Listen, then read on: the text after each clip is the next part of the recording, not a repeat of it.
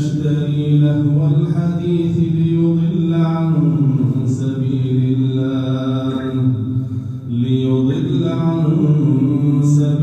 الله بغير علم ويتخذها هزوا أولئك لهم عذاب مهين. وإذا تتلى عليهم آياتنا ولى مستكبرا كأن لم يسمعها كأن في أذنيه وقرا فبشره بعذاب أليم.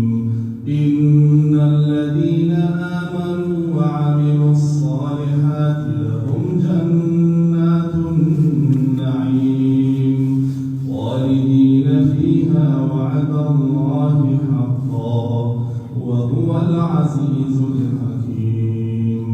خلق السماوات بغير عمد ترونها وألقى في الأرض رواسي أن تميد بكم وبث فيها من كل دابة وأنزلنا من السماء ماء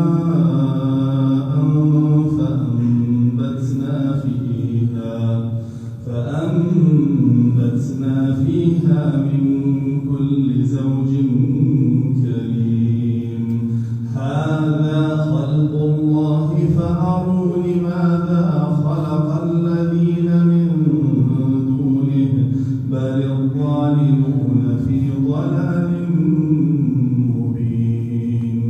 ولقد آتينا لقمان الحكمة أن اشكر لله فمن يشكر فإنما يشكر لنفسه ومن كفر فإن الله غني حميد.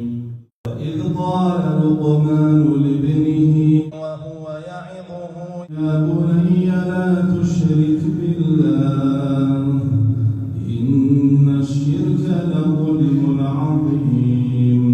ووصينا الإنسان بوالديه حملته أمه وهنا على وهن وفصاله في عامين أن اشكر لي ولوالديك إلي المصير.